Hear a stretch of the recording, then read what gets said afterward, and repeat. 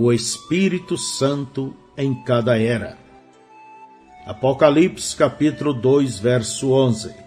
Quem tem ouvidos, ouça o que o Espírito diz às igrejas. Não há sequer uma era da igreja onde este versículo não seja mencionado. Cada era em particular tem a mesma admoestação para o povo de cada era. Quem tem ouvidos, ouça o que o Espírito diz. Mas é absolutamente possível para todos os homens ouvirem o que o Espírito diz às diferentes eras. 1 Coríntios, capítulo 2, versos 6 ao 16. Todavia falamos sabedoria entre os perfeitos, não porém a sabedoria deste mundo, nem dos príncipes deste mundo, que se aniquilam, mas falamos a sabedoria de Deus, oculta em mistério, a qual Deus ordenou antes dos séculos para a nossa glória, a qual nenhum dos príncipes deste mundo conheceu, porque se a conhecesse, nunca crucificaria ao Senhor da glória. Mas como está escrito, as coisas que o olho não viu, e o ouvido não ouviu, e não subiram ao coração do homem, são as coisas que Deus preparou para os que o amam. Mas Deus nos revelou pelo seu Espírito, porque o Espírito penetra todas as coisas, ainda as profundezas de Deus. Porque qual dos homens sabe as coisas do homem, senão o Espírito do homem que nele está? Assim também ninguém sabe as coisas de Deus, senão o Espírito de Deus. Mas nós não recebemos o Espírito do mundo, mas o Espírito que provém de Deus, para que pudéssemos conhecer que nos é dado gratuitamente por Deus, as quais também falamos, não com palavras de sabedoria humana, mas com as que o Espírito Santo ensina, comparando as coisas espirituais com as espirituais. Ora, o homem natural não compreende as coisas do Espírito de Deus, porque lhes parece loucura, e não pode entendê-las, porque elas se discernem espiritualmente. Mas o que é espiritual, discerne bem tudo, e ele de ninguém é discernido. Por quê? Quem conheceu a mente do Senhor para que possa instruí-lo? Mas nós temos a mente de Cristo. Mateus 13, verso 13 ao 16. Por isso lhes falo por parábolas, porque eles vendo, não veem, e ouvindo, não ouvem, nem compreendem. E neles se cumpre a profecia de Isaías que diz: ouvindo ouvireis, mas não compreendereis. E vendo vereis, mas não percebereis, porque o coração deste povo está endurecido, e ouviram de mau grado com seus ouvidos, e fecharam os seus olhos para que não vejam com os olhos, e ouça com os ouvidos, e compreendam com o coração, e se converta, e eu os cure. Mas bem-aventurados os vossos olhos, porque veem, e os vossos ouvidos, porque ouvem. São João 8, 42 ao 44. Disse-lhes, pois, Jesus: se Deus fosse o vosso Pai, certamente me amaríeis, pois que eu saí e vim de Deus, e não vim de mim mesmo, mas ele me enviou. Por que não entendeis a minha linguagem? Por não poderdes ouvir a minha palavra. Vós tendes por pai o diabo, e quereis satisfazer os desejos de vosso pai. Ele foi homicida desde o princípio, e não se firmou na verdade, porque não há verdade nele. Quando ele profere mentira, fala do que lhe é próprio, porque é mentiroso e pai da mentira. É mais do que evidente por estas Escrituras que ninguém de si mesmo pode ouvir a Deus. Essa capacidade tem que lhe ser dada por Deus. Mateus 16, verso 17. E Jesus respondendo disse-lhe: bem-aventurado és tu, Simão Barjonas, porque tu não revelou a carne e o sangue, mas meu Pai que está nos céus. Juntando esses versículos, vemos que há somente um grupo de pessoas, e esse é um grupo muito especial de pessoas que são capazes de ouvir o que o Espírito diz em cada era. É um grupo especial que recebe a revelação para cada era.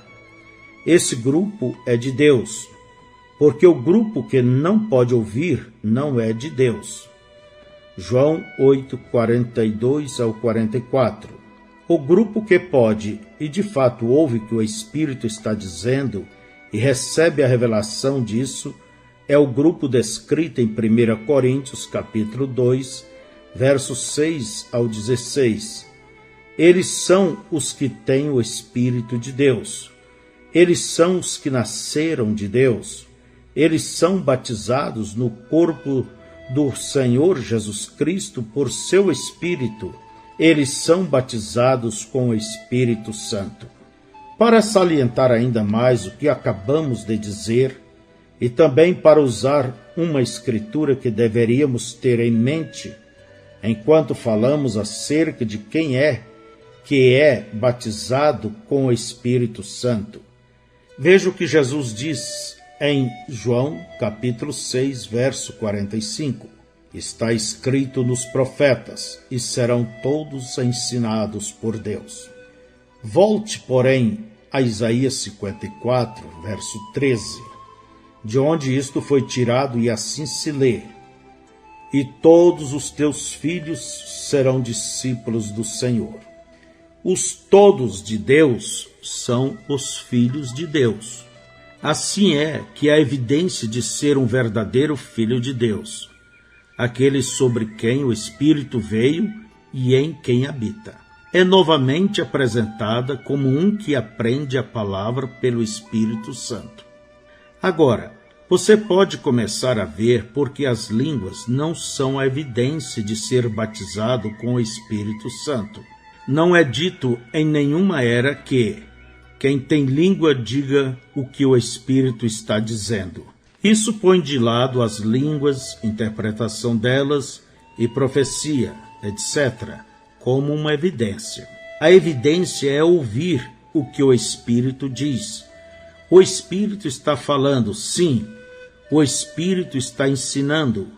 Isto é exatamente o que Jesus disse que faria quando ele viesse. João 14, 26. Esse vos ensinará todas as coisas e vos fará lembrar de tudo quanto vos tenho dito. E é exatamente isso que aconteceu. É assim que os evangelhos foram escritos. Estes homens relembraram pelo Espírito Santo as próprias palavras que Jesus falou. É por isso que os evangelhos são precisos. Eles são perfeitos.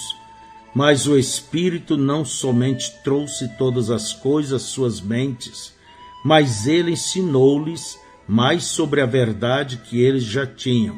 É assim que Paulo recebeu suas revelações. Concernente a isto, ele disse: mas faço-vos saber, irmãos, que o evangelho que por mim foi anunciado não é segundo os homens, porque não o recebi nem aprendi de homem algum, mas pela revelação de Jesus Cristo. Gálatas capítulo 1, verso 11 e 12. Ele foi ensinado pelo Espírito Santo.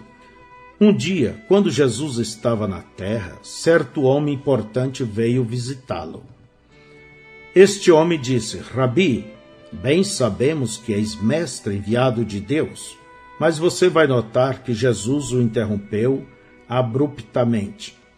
Ele voltou-se para Nicodemos, e as palavras que ele falou podem bem ser parafraseadas assim: eu não sou mestre, eu sou o cordeiro sacrificial pelo pecado. Eu estou tornando possível o novo nascimento pelo meu Espírito. Mas vem um que é o mestre, ele é o Espírito Santo. Quando Jesus estava na terra, ele veio como cordeiro e como profeta, mas quando ele voltou sobre a igreja pelo seu Espírito, ele tornou-se o mestre. e para cada era ouvimos a mesma verdade. Quem tem ouvidos, ouça o que o Espírito diz às igrejas. Porém, somente um homem cheio do Espírito pode ouvir a revelação para aquela era. Nenhum outro pode. Não, Senhor. Eles não podem, porque é exatamente isto que Paulo disse em 1 Coríntios 2, versos 6 ao 16. Agora, isto deve fazê-lo regozijar. Há uma doutrina sem fundamento extremamente peculiar que está causando muito mal entendidos e rancores. Porque quando os pentecostais dizem que você deve falar em línguas, senão você não foi batizado com o Espírito Santo, eles estão ou negando que os grandes homens como Knox, Moody, Tyler, Gofford e outros receberam o Espírito Santo, ou dizendo que todos eles secretamente falaram em línguas e não estavam cientes do que estava acontecendo. Ora, isso não é verdade, não, Senhor. Isso é um grande erro. As línguas não são a evidência de ser cheios do Espírito. É simplesmente uma das 9 manifestações mencionadas em 1 Coríntios 12. Não há nenhuma escritura que diga que você recebe o Espírito Santo falando em línguas, ou que você recebe o Espírito Santo por falar em línguas. Mas diz que, depois que todos foram cheios do Espírito Santo, eles falaram em línguas. E posteriormente diz que eles profetizaram. Hoje, entre muitas pessoas, admite-se que todos os que alegam receber o Espírito Santo por falar em línguas, falam numa língua espiritual genuína. Mas isto não é assim, porque muitas pessoas falam em uma língua conhecida, porém sob a influência de um espírito errado. Agora, vamos supor que estamos em uma reunião e todas as pessoas estão falando em línguas. Como você pode saber qual língua é do espírito e qual é do diabo? Eu já estive entre os pagãos, onde seus feiticeiros bebiam sangue numa caveira, falavam em línguas, interpretavam e profetizavam. Eles até podem escrever em línguas. Ora, se as línguas são a evidência de receber o Espírito Santo, então toda língua teria que ser de Deus. Porém, admite-se por pessoas que defendem que as línguas são a evidência de que há línguas falsas e verdadeiras, porque Deus tem as genuínas e Satanás as falsas. Portanto, minha pergunta é: quem sabe o que é real? Quem compreendeu a linguagem para saber o que foi falado? Quem tem o dom de discernimento para saber? Agora, quando conseguirmos estas respostas, teremos algo para continuar. Mas até então somos forçados a ter dúvidas quanto à origem das línguas. Você pode ver agora mesmo que, se você apoia a evidência de línguas e não sabe o que está sendo dito, você tem que finalmente concluir que todas as línguas têm que ser de Deus. Isto nos levaria então a crer que o diabo não pode falar em línguas. Isso não é assim. Não, nem por um minuto. Qualquer verdadeiro missionário no exterior sabe muitíssimo bem que os demônios falam em outras línguas, da mesma maneira que eu o sei por experiência. Teólogos pentecostais admitem que não tem nenhuma escritura que relate que as pessoas falam em línguas quando batizadas pelo Espírito Santo. Eles admitem que deduzem isto a partir das experiências relatadas no livro de Atos, nas quais as pessoas falaram em línguas, em 3 das 5 ocasiões. E também dizem, sem qualquer escritura, que há 2 espécies de línguas. Uma é a língua na qual você fala enquanto recebe o Espírito Santo, e é a evidência. Ao passo que mais tarde, se você crê, pode receber o dom de línguas através do qual pode falar frequentemente. Entretanto, dizem eles, uma vez tendo falado em línguas como a evidência de receber, você pode nunca mais falar outra vez. Mais uma vez, estamos ansiosos em saber onde se encontra isto na palavra. Se não está ali, então Deus não falou, e ai daquele que viesse acrescentar a essa palavra. Porém, há algo na palavra sobre este mesmo assunto, que eles ignoram completamente. 1 Coríntios 13. Aí são mencionados línguas de homens e anjos. Estas seriam línguas conhecidas e estranhas. Pentecostais modernos dizem que podem receber o Espírito Santo falando em línguas estranhas ou angelicais. Eles têm o carro adiante dos bois, porque em Atos 2, as pessoas falaram num dialeto perfeito que até incrédulos ouviram e compreenderam. Agora, quando Deus está calado, é melhor ficarmos calados. Porém, onde Ele tem falado, é melhor falarmos também e dizer o que Ele já disse. Ele nos falou que a evidência, ou o que aconteceria após ser batizado com o Espírito Santo, era que o Mestre viria e nos ensinaria toda a verdade. Mas esse Mestre seria um Mestre interior, não um Mestre exterior. Se o Espírito não estivesse dentro, você não ouviria a verdade e nem a receberia por revelação, ainda que a ouvisse a cada momento do dia. Esse foi o sinal do Espírito habitando interiormente nos dias de Paulo.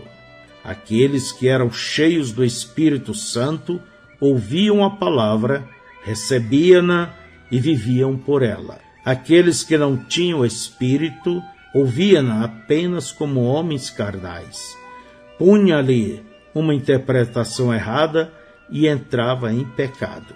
Em cada era, e cada era é a era do Espírito Santo para o verdadeiro crente. Digo, em cada era a evidência foi a mesma.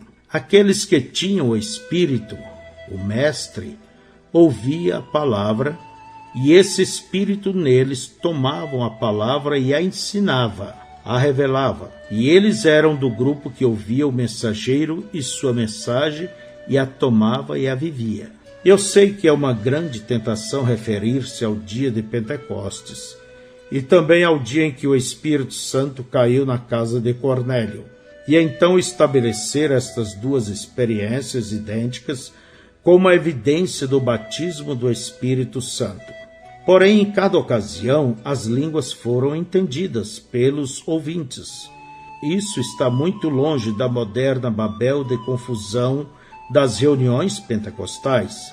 E se isso não fosse suficiente para nos persuadir a parar com tal argumentação, o que faremos quando somos confrontados com o fato de que as pessoas que jamais falaram em línguas têm alguma das outras 8 manifestações em suas vidas, tal como a palavra da sabedoria, do discernimento de espírito, a palavra da ciência, fé, cura e até maravilhas?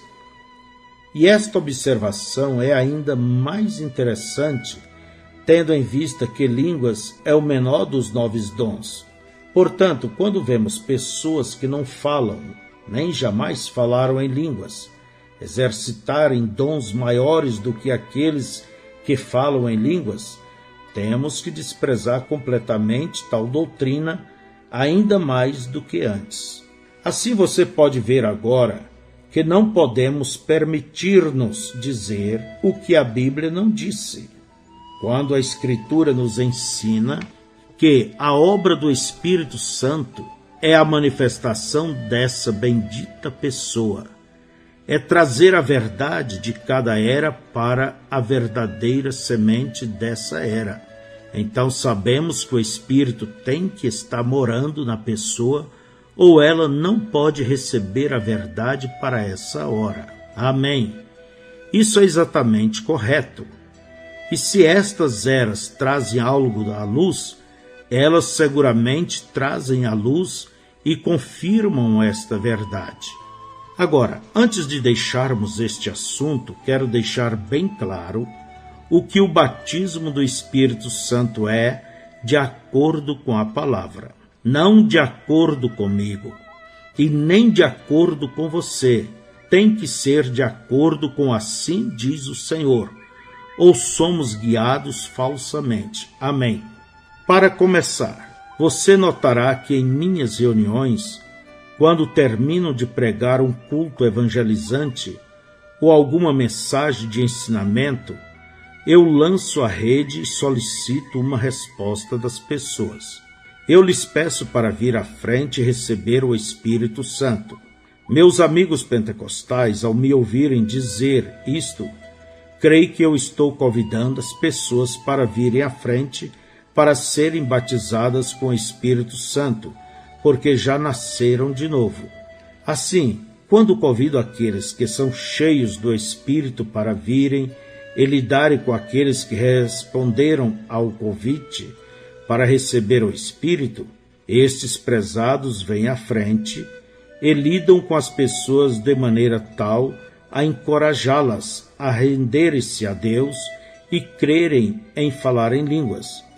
Isto tem causado bastante confusão. E eu quero lhes dizer exatamente o que eu pretendo com isso.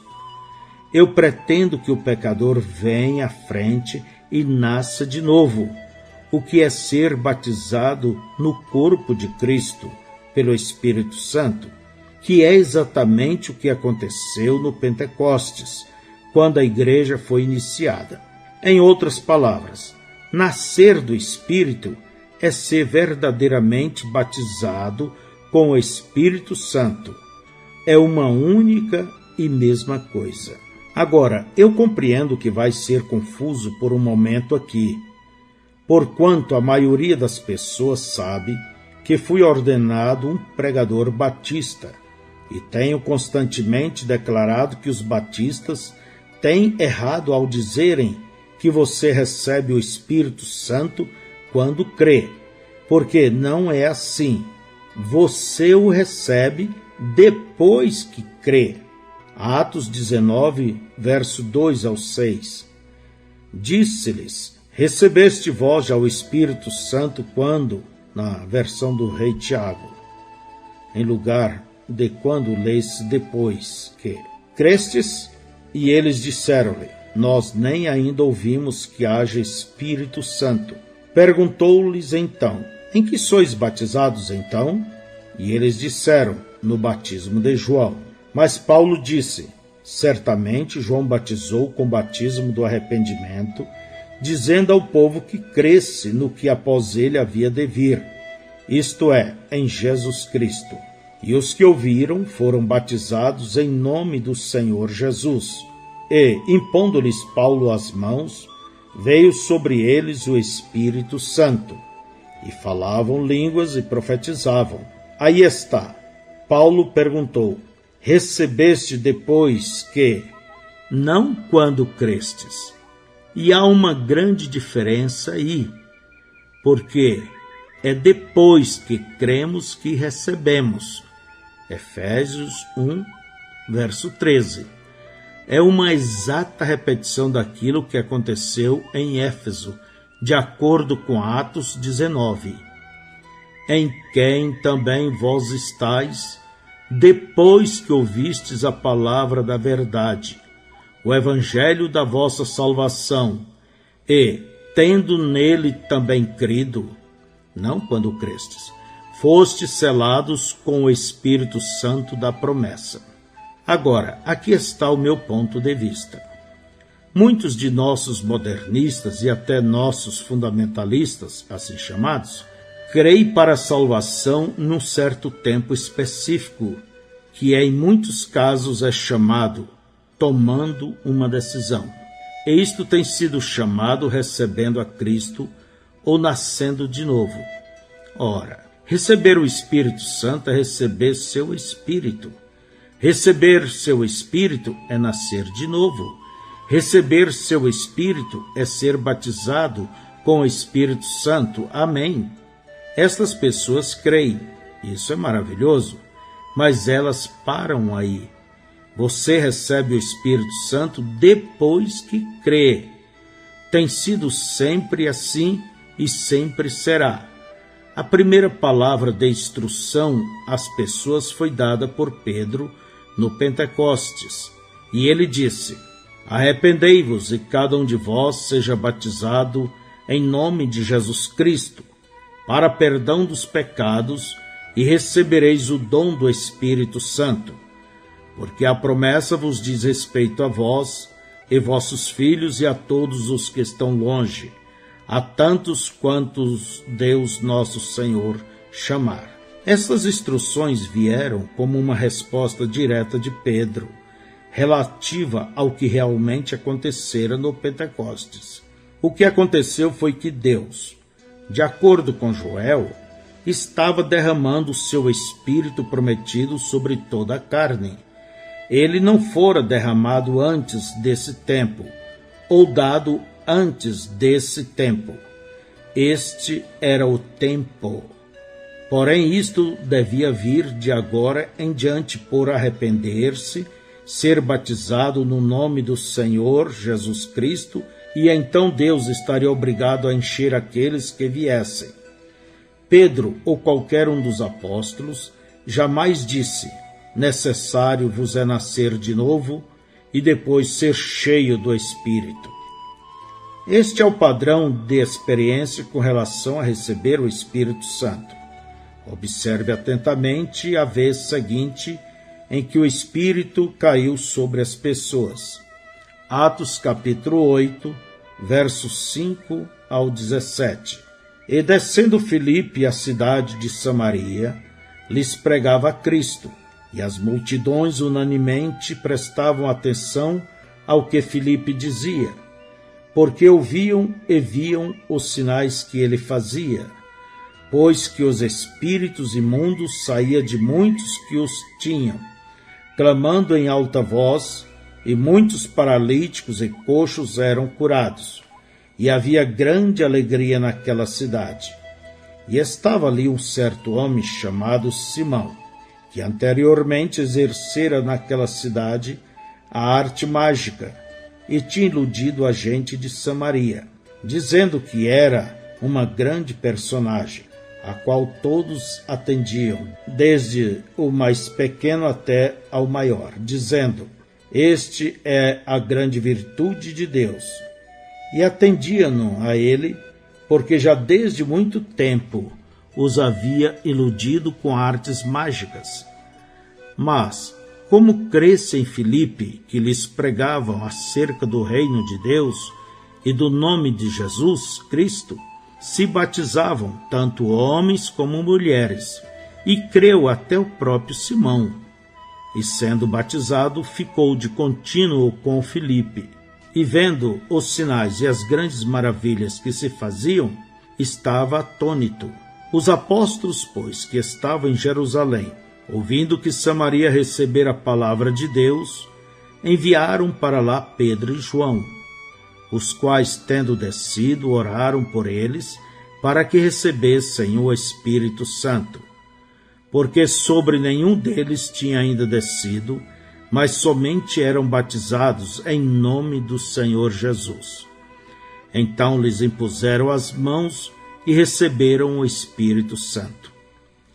De acordo com o versículo 12, eles creram na palavra. Então foram batizados no nome do Senhor Jesus. Mas de acordo com o versículo 16, apesar de tudo isso, eles ainda não tinham recebido o Espírito Santo. Foi só depois de crerem e serem batizados corretamente que eles receberam o Espírito Santo. Esse é o exato padrão conforme exposto por Pedro em Atos capítulo 2, verso 38 e 39. Outra escritura que lança maravilhosa luz sobre isto acha-se em Gálatas capítulo 13, verso 13 e 14. Maldito todo aquele que for pendurado no madeiro. para que a bênção de Abraão chegasse aos gentios por Jesus Cristo e para que, pela fé, nós recebamos a promessa do Espírito. Ora, de maneira nenhuma pode ser dito que a bênção de Abraão é o novo nascimento e que a promessa do Espírito é o batismo do Espírito Santo, como dois acontecimentos separados. Porque esta Escritura entende-se assim: Jesus morreu na cruz e por meio daquela morte e ressurreição, a bênção de Abraão chegou aos gentios, deixando os judeus. Isto aconteceu a fim de que o Espírito pudesse tornar-se disponível aos gentios. Entender o que acabei de dizer fica claro, porque estudiosos jamais acharam Paulo dizendo em nenhuma ocasião: nasça de novo e então seja cheios do Espírito. Eles inferiram que isso está lá e puseram suas próprias interpretações para fazê-la dizer isto. Mas a Escritura não diz isso. Jesus também nunca o disse. Olhem João 7, verso 37 ao 39, e leia-o agora com entendimento. E no último dia, o grande dia da festa, Jesus pôs-se em pé e clamou, dizendo: se alguém tem sede, venha a mim e beba. Quem crer em mim, como diz a Escritura, rios de água viva correrão do seu ventre. E isto disse ele do Espírito que havia de receber os que nele crescem, porque o Espírito Santo ainda não fora dado, por ainda Jesus não ter sido glorificado. Ora, aqui diz distinta e enfaticamente que o crente, ao beber, vindo a Jesus em fé, teria rios de água viva correndo dele. E identifica essa experiência com Pentecostes. Agora, mantendo este pensamento em mente, leiamos João, capítulo 4, verso 10 e 14. Se tu conheceras o dom de Deus, e quem é o que te diz, dá-me de beber, tu lhe pedirias, e ele te daria água viva. Mas aquele que beber da água que eu lhe der, nunca terá sede, porque a água que eu lhe der se fará nele uma fonte de água que salte para a vida eterna. É mencionada esta mesma água viva, mas desta vez não é chamada rio, é chamada fonte artesiana. É aí onde as pessoas cometem erro, porque é chamada fonte e rio. Elas pensam que no lugar é a vida eterna dada pelo Espírito, e no lugar seguinte, onde é chamada rio, implicando num grande dinamismo. Tem que ser o Espírito dado agora como revestimento de poder. Não é assim. É a única e mesma coisa. É o Espírito que dá vida e poder, e isso veio no Pentecostes. O que é que causou este mal-entendido? A resposta é experiência. Temos nos guiado pela experiência e não pela palavra. Fora com a experiência como norma de medir, há somente uma linha de prumo, somente uma vara de medir, e essa é a palavra. Agora observe atentamente e receba isto. Pedro disse: arrependei-vos e cada um de vós seja batizado em nome de Jesus Cristo, para perdão dos pecados, e recebereis o dom do Espírito Santo. Paulo disse: recebeste o Espírito Santo depois que crestes? Todo o nosso problema está bem aqui. As pessoas se arrependem de seus pecados, são batizadas em água, mas elas não continuam até receber o Espírito Santo. Você crê para o recebimento do Espírito. Crer em Jesus é o passo na direção certa e é em direção ao Espírito Santo. Mas as pessoas param aí. Elas vão até as águas e então param. Elas creem e então param. A Bíblia não diz que você recebe quando você crê, diz: recebeste o Espírito Santo depois que crestes? A tradução literal e exata é: tendo previamente crido, recebeste o Espírito Santo? As pessoas creem e então param. Você não recebe o Espírito Santo quando crê para o recebimento dele, tendo se arrependido. Você continua e recebe o Espírito Santo. Você vê isto? É isto que está errado com os nossos fundamentalistas. Eles não têm nenhum poder porque eles param à beira do Pentecostes. Eles são como os filhos de Israel que saíram do Egito e pararam à beira da terra prometida.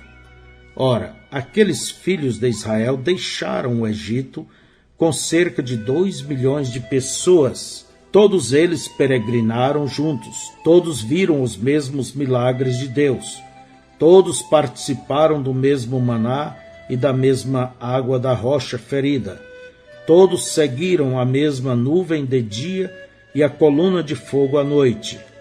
Porém, somente 2 alcançaram a terra prometida. Somente 2 eram crentes verdadeiros ou reais. Isso é correto, porque a palavra nos diz que os demais morreram por causa da incredulidade. E por causa da incredulidade eles não puderam entrar. Hebreus 3,19. Então, desde que isso é assim, e somente 2 entraram, então os demais não eram crentes verdadeiros. O que fez a diferença? 2 ficaram com a palavra. Quando os corações dos 10 espias fraquejaram em Cades Barnea, Josué e Caleb não vacilaram, porque criam na palavra e disseram: somos mais do que capazes para tomar a terra. Eles sabiam que podiam, porque Deus tinha dito: tenho-vos dado a terra. Apesar de todos aqueles israelitas terem visto o poder e a bondade e a libertação de Deus, eles não entraram no repouso, que é um tipo do Espírito Santo.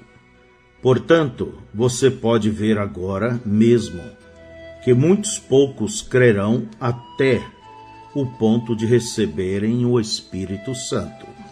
Muito bem, chegamos até aqui.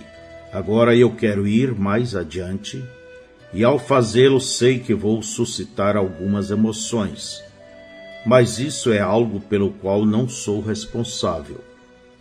Eu sou responsável perante Deus e sua palavra, e perante as pessoas para quem Deus me enviou.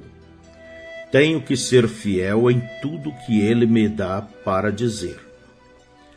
Em João capítulo 6, verso 37 e 44 diz: todo o que o Pai me dá virá a mim, e o que vem a mim, de maneira nenhuma o lançarei fora. Ninguém pode vir a mim, se o Pai que me enviou o não trouxer, e eu ressuscitarei no último dia. João capítulo 1, verso 12 ao 13. Mas a todos quantos o receberam, deu-lhes o poder de serem feitos filhos de Deus, aos que creem no seu nome, os quais não nasceram do sangue, nem da vontade da carne, nem da vontade do varão, mas de Deus. Efésios capítulo 1, verso 4 e 5.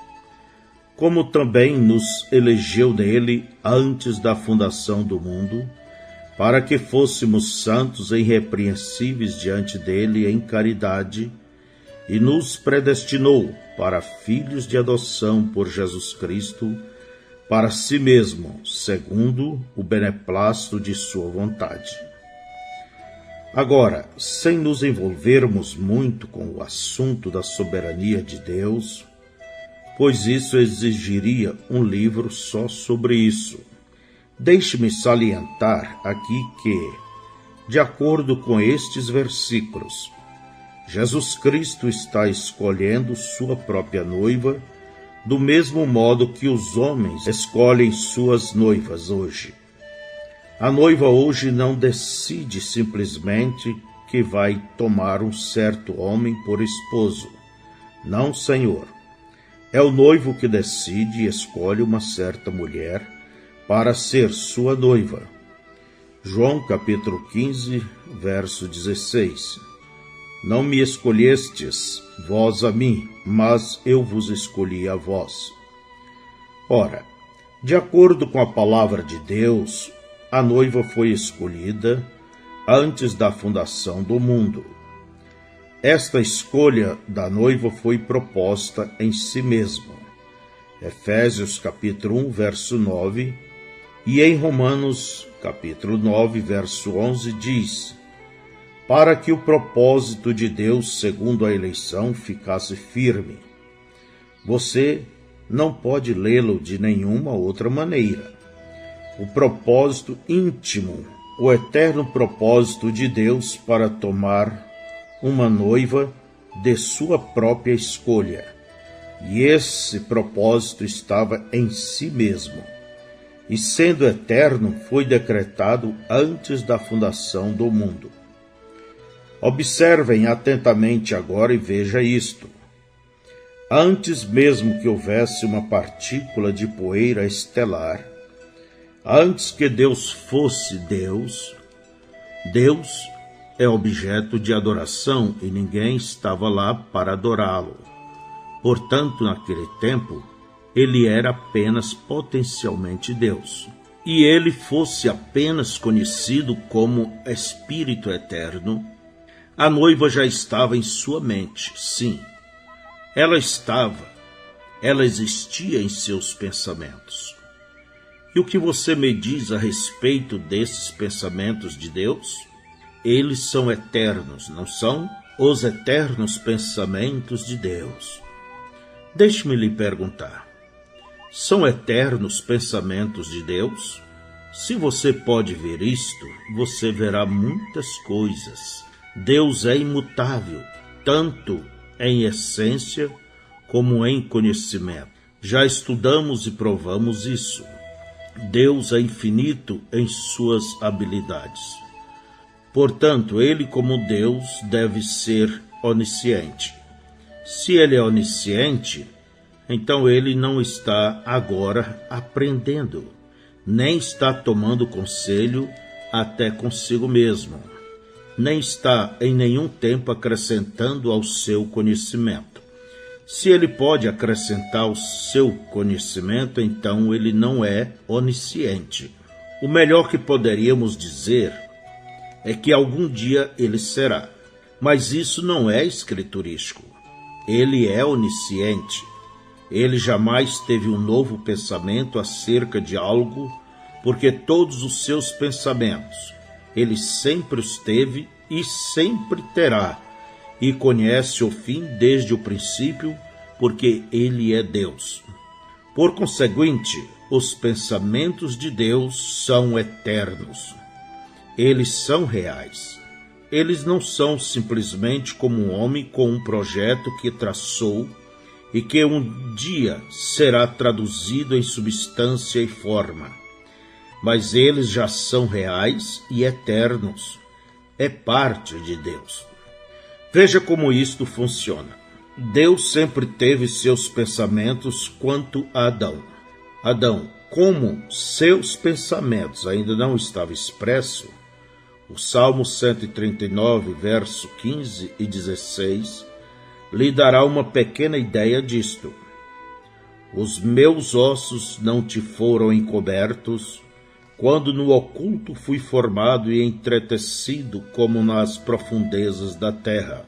Os teus olhos viram o meu corpo ainda informe, e no teu livro todas estas coisas foram escritas, as quais iam sendo dia a dia formadas, quando nem ainda uma delas havia.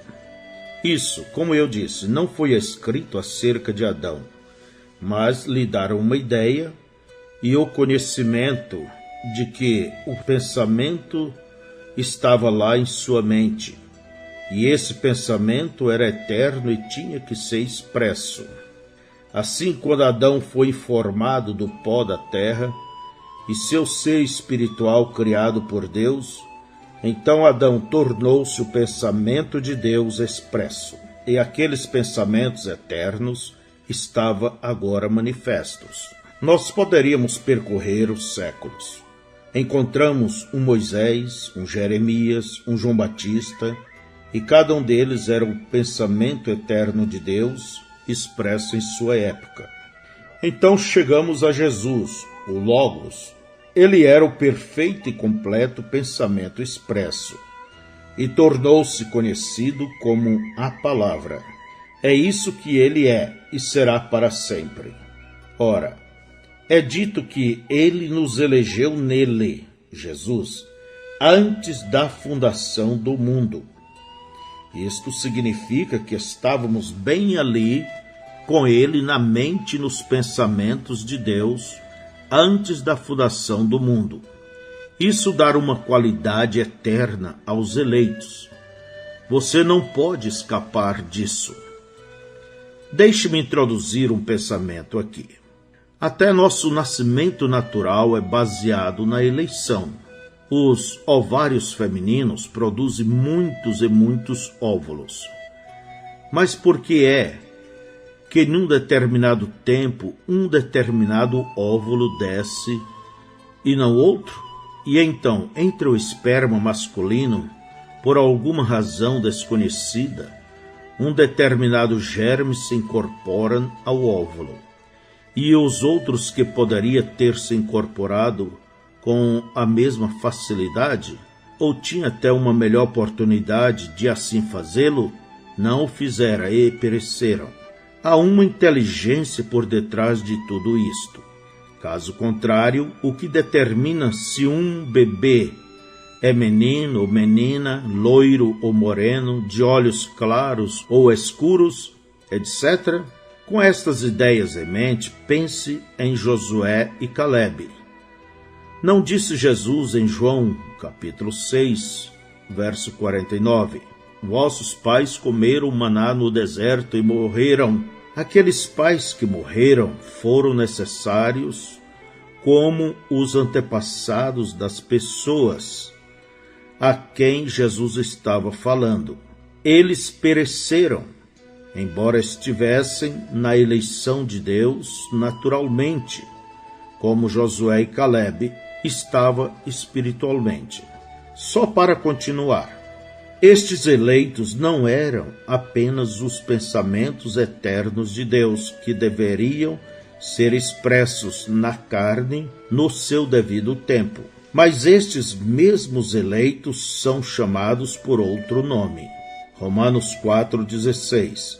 Portanto, é pela fé, para que seja segundo a graça, a fim de que a promessa seja firme e toda a posteridade, não somente a que é da lei, mas também a que é da fé de Abraão, o qual é pai de todos nós.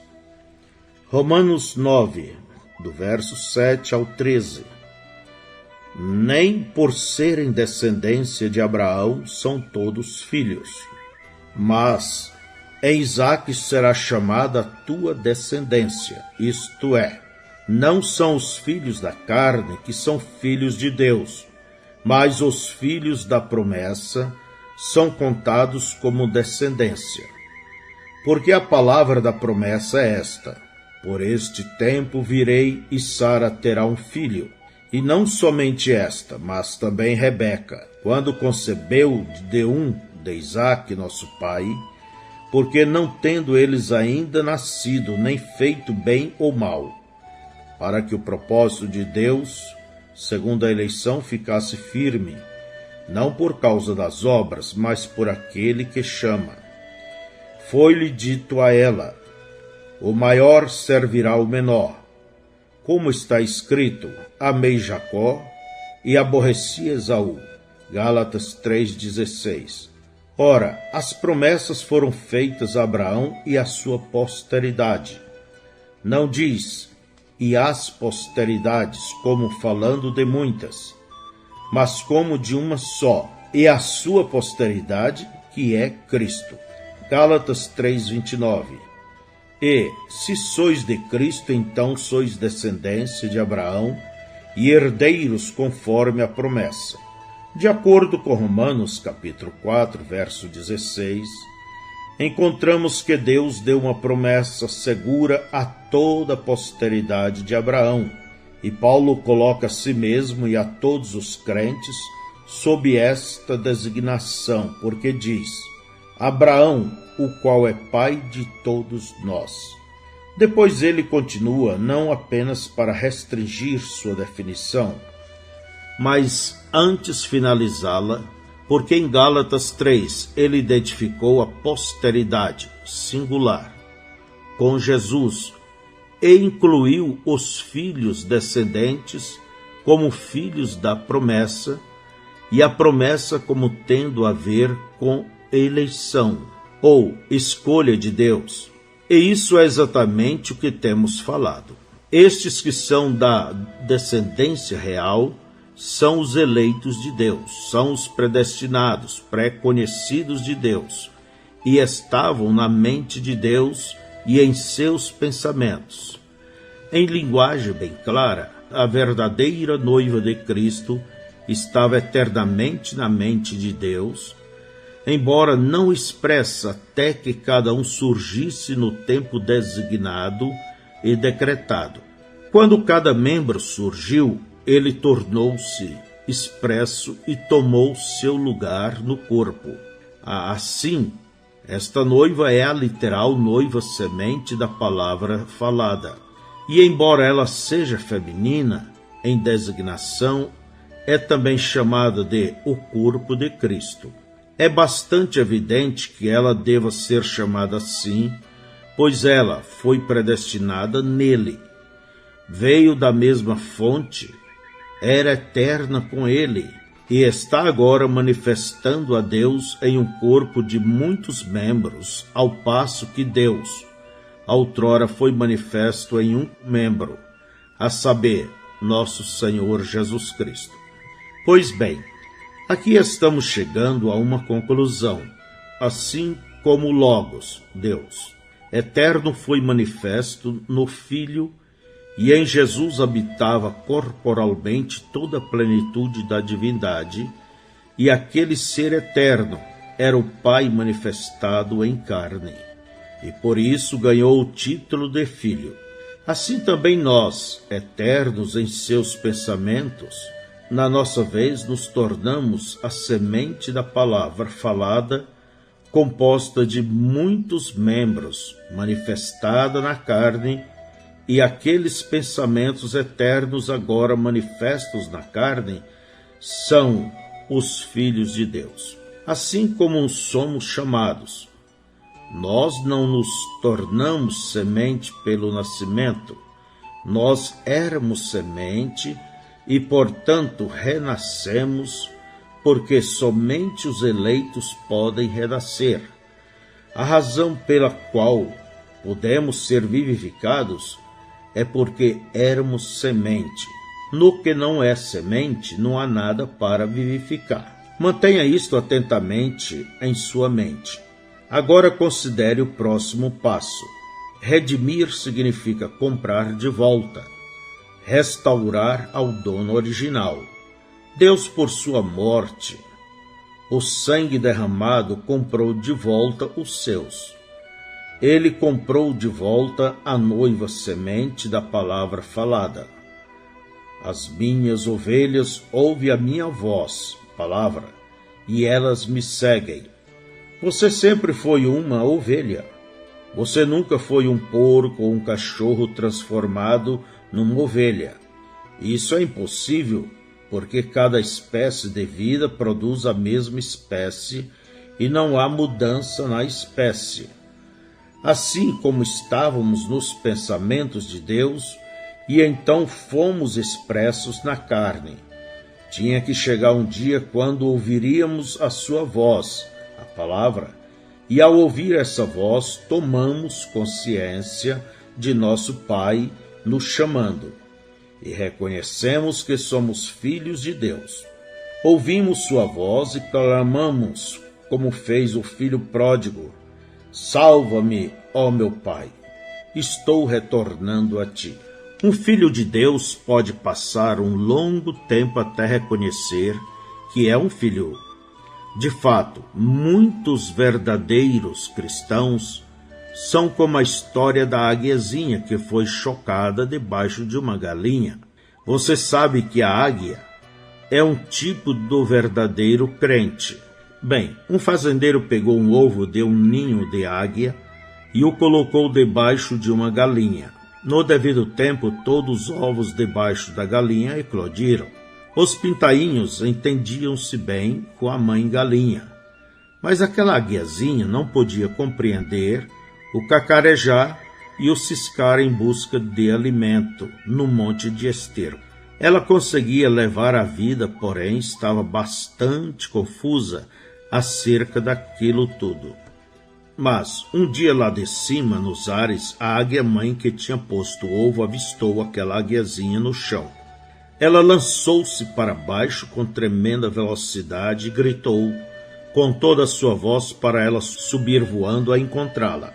Ela nunca tinha ouvido um grito de águia, mas quando ouviu aquele primeiro grito, algo nela se agitou, e ela desejou ardentemente lançar-se em direção a ele, mas ela estava com medo de tentar. Novamente aquela mãe gritou para ela levantar-se no vento e segui-la. Ela gritou em resposta que estava com medo. Uma vez mais ela bradou, gritando que ela tentasse. Batendo suas asas, ela arrojou-se no ar e, respondendo ao grito de sua mãe, elevou-se nos céus azuis. Veja você que ela sempre foi uma águia.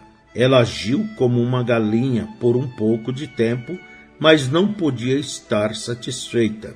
Porém, quando ouviu o chamado da grande águia, ela chegou ao seu lugar próprio.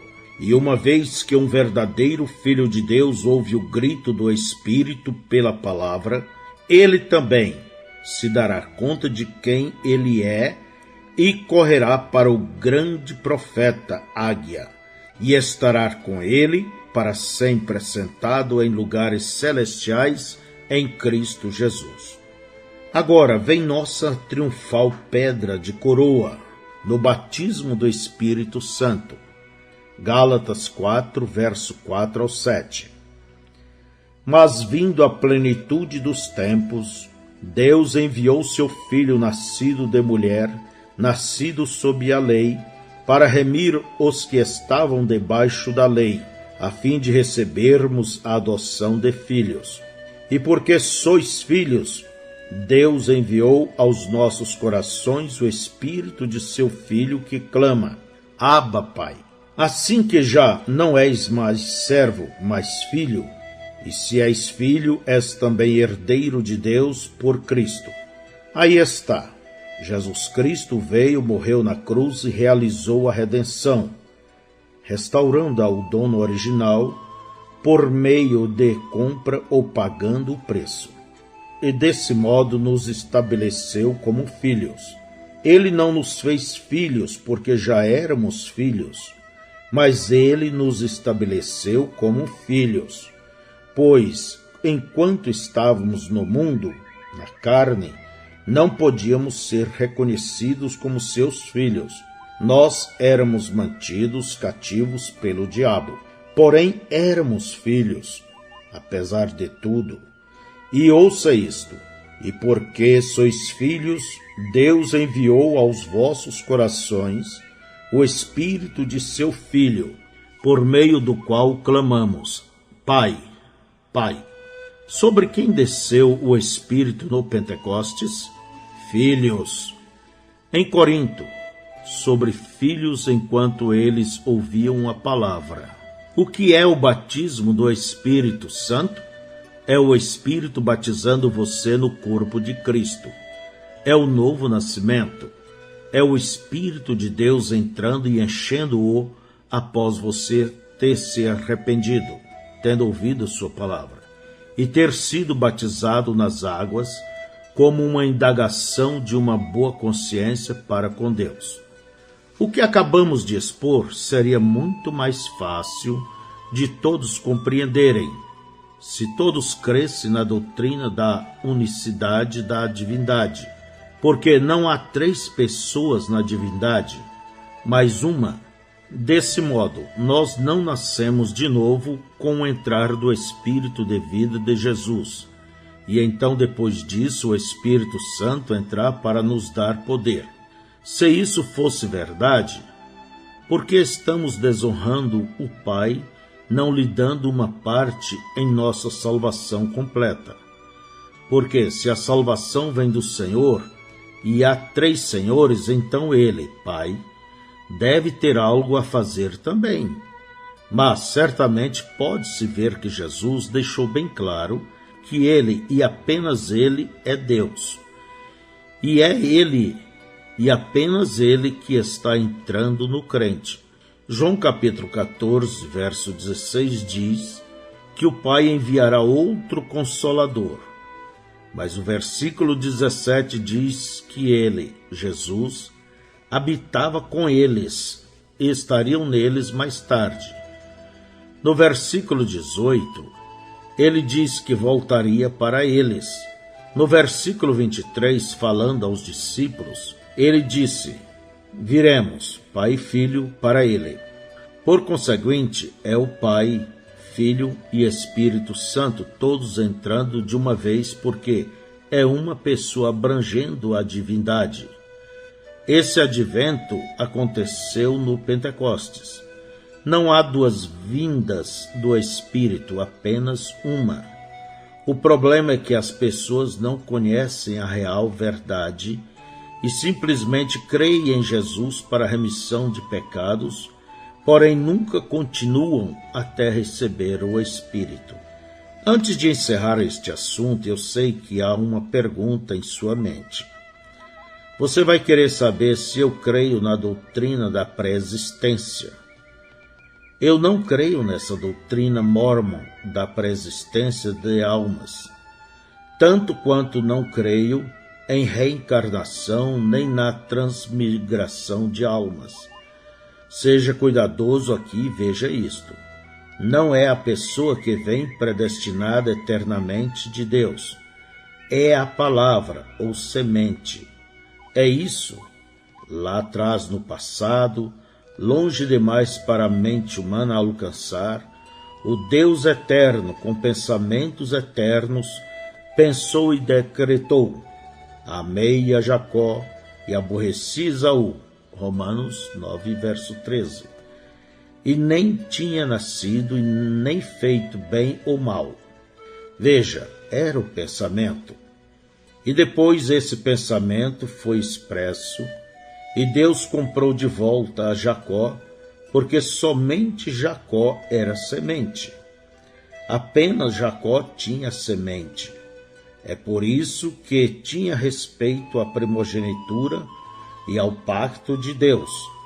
Se você é semente verdadeira, você ouvirá esta palavra: o Espírito batizará no corpo de Cristo, enchendo-o e dando-lhe poder.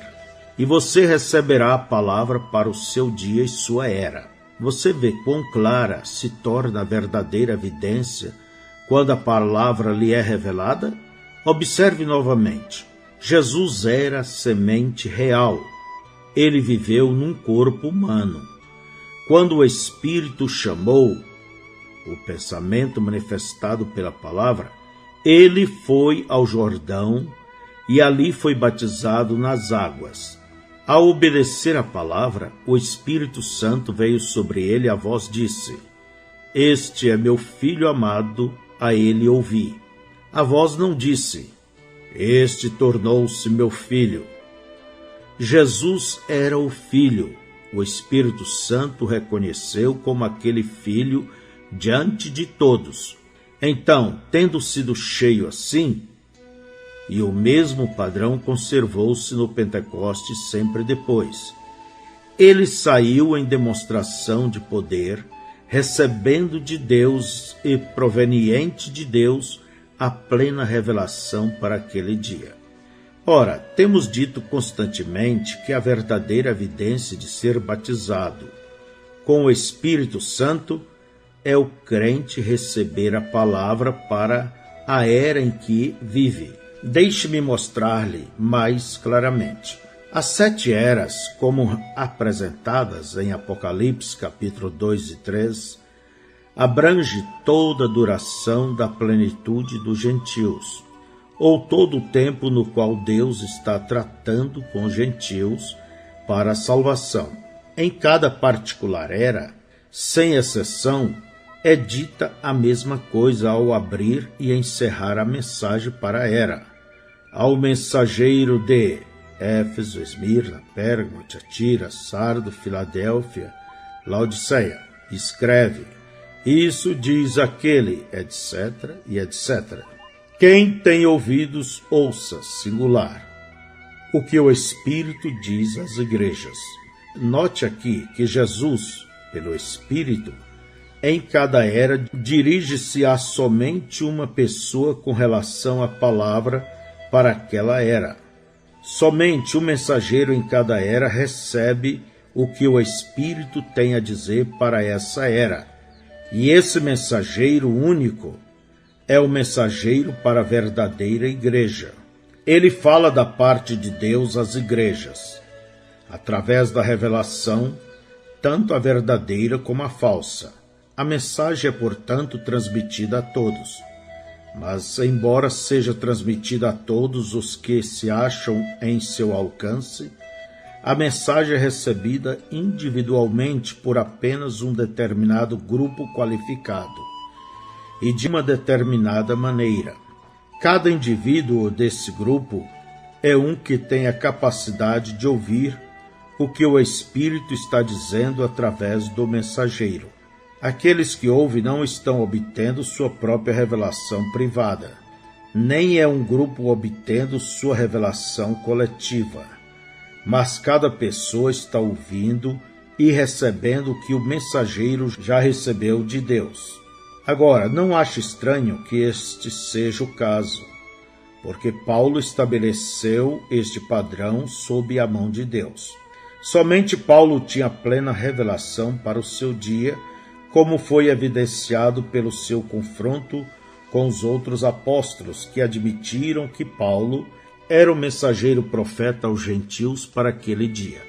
E observe também, pela ilustração precisa na palavra, que quando Paulo desejava ir para a Ásia, Deus o proibiu, porque as ovelhas, seus filhos, estavam na Macedônia, e eles, os macedônios, ouviriam o que o Espírito tinha a dizer através de Paulo, ao passo que as pessoas da Ásia não ouviriam. Em cada era temos exatamente o mesmo padrão. É por isso que a luz vem através de algum mensageiro determinado por Deus numa certa área, e em seguida, a partir daquele mensageiro, a luz se espalha através do ministério de outros que foram fielmente instruídos. Mas é claro que todos aqueles que saem nem sempre aprendem quão necessário é falar somente o que o mensageiro falou. Recordem, Paulo advertiu as pessoas a dizerem somente o que ele disse. 1 Coríntios 14, 37. Se alguém cuida ser profeta ou espiritual, reconheça que as coisas que vos escrevo são mandamentos do Senhor. Porventura saiu dentre vós a palavra de Deus, ou veio ela somente para vós?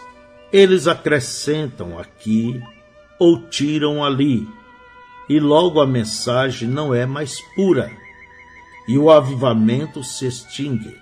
Quão cuidadosos devemos ser em ouvir uma voz, porque o Espírito tem apenas uma voz, que é a voz de Deus.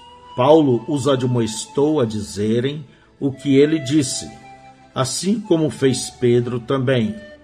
Ele os advertiu de que até ele, Paulo, não podia mudar uma palavra do que tinha dado por revelação. Quão importante é ouvir a voz de Deus por meio de seus mensageiros, e então dizer o que lhes foi dado para dizer às igrejas. Eu espero que você esteja começando a ver isto agora. Talvez você possa compreender agora porque eu não concordo com os fundamentalistas e os pentecostais. Eu tenho que me manter fiel à palavra da maneira que o Senhor a revelou. Agora, eu não cobri todo o assunto. Isso exigiria um livro separado, mas pela ajuda do Senhor teremos muitos sermões, fitas e mensagens sobre todos estes pontos para ajudá-lo a entender e encaixar toda a Escritura. Quem tem ouvidos, ouça o que o Espírito diz às igrejas de cada era.